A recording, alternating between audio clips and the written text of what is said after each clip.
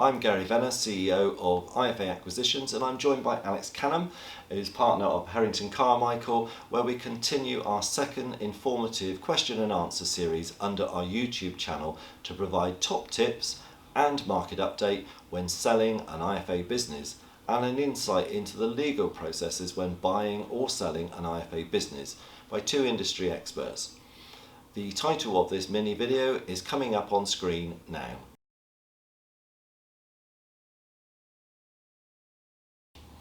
So we've recently had the general election. What do you think have been the kind of key effects on the market as a result?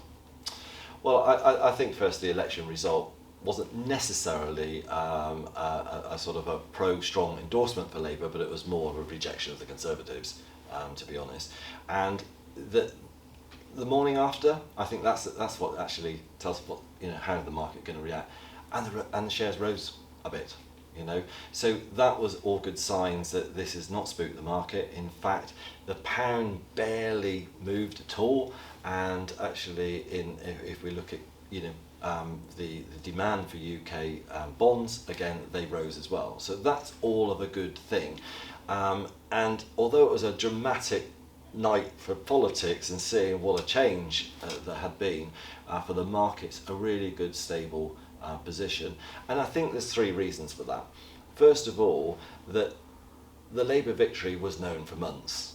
This was not something that had come as a surprise at all. So financial markets are, they price things in what they're expecting to be. So when it actually happens, it's already been priced in, and that's what we saw basically. I think the markets were more jittery about the French situation, and wondering what was going to happen there than they were about the UK position. And then when we look at the rise in the FTSE 100, the British companies have shown a good increase there, and that's probably priced in because Rachel Reeves has made that very quick early doors announcement that we're going to have more homes built. It's that needs to be factored in, and of course that affects the house builders and all of the related industry as well as that. So we've already started to see that that's happening. I think as well that we wonder what's going to happen with the spend later on.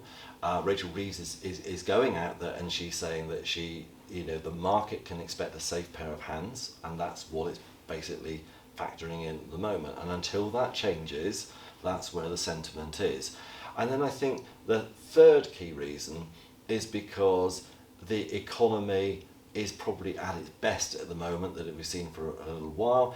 Inflation finally down to the target of 2%, which is absolutely fantastic, and we are seeing growth slowly starting to pick up. Interest rates have been crazily high compared to how low they were before, 0.1% going up to 5.25, a big increase there, and that's caused by a number of things there, which was the global pandemic, and then we had the energy crisis, and particularly because of Russia's invasion of Ukraine, and so all of those had to be factored in, and the market is starting to get better. Energy prices are coming down. If the election hadn't been called, possibly we'd have started to see interest rates reducing now, and I think we certainly can see that they will reduce over the next couple of months. So again, that's going to be an improvement. It will help the new government as well, because there's a massive borrowing there, and that the cost of actually servicing that interest on that government borrowing will reduce as well. So there are three key factors, and so the markets are good. But nothing is ever certain, as we can see. We've still got the American election to go through now, Biden versus Trump. But let's hope that we continue to see a nice, good, stable market, and with the extra spending that's obviously going to be starting to happen from now, it should actually see some growth as well. All positive signs. All positive signs. So there's now been a formal change in government, and the press for a long time has been talking about potential tax changes that might follow. What do you think this is going to mean for the acquisitions market? I think from the acquisitions market, I mean, the various tax changes that we've heard it might affect, from pensions, whether they'll have a single rate, etc. But I don't think that's really going to affect the acquisitions market. IHT is not necessarily going to affect the acquisitions market, but the one I think that has got lack of clarity on it would be business asset disposal relief. Will it stay? And capital gains tax. Now, we've heard murmurings that nobody's denied that they're going to not change that tax, and whether capital gains will be more aligned to marginal tax rates of income tax. From anybody's trying to sell a business, the big attraction was the 10% up to £1 million. That was reduced from 10 million when it used to be the entrepreneurial relief to £1 million, but it's very welcome relief for that first £1 million per individual, and you've got to meet certain criteria. And of course, what doesn't fall into the business asset disposal relief will then be capital gains tax at 20%. Again, a very attractive rate, best way to get out of the business. And when people are looking to sell, they are looking at that net amount after tax. So I think there is a concern there. When will there be a change in those rates? Now, will there be a snap budget? Possibly not. I mean, Liz Truss did. She did one so quickly after she got into office, and the Labour Party has basically said that they wouldn't do that. That they want to make sure that they have the OBR report to be on side, and so they would need to give a sort of a 10-week notice. The Telegraph were reporting that they felt that this, and there was a government think tank basically saying that the earliest they think a budget could be called would be the 13th of September. Don't quote me on that date, but that's what we're hearing. So there is a window now between everything staying the same at the moment, and then of course when a budget does come in, when will those changes take place? Will it be later that evening, or will it be further into maybe the following tax year, starting the 6th of April 2025? So I think we are going to see a lot more activity in the sale of business. If I was at retirement age and I was thinking I am wanting to look at selling my business over the next 12 to 24 months, and I like those rates, I think I might be wanting to think about doing something now.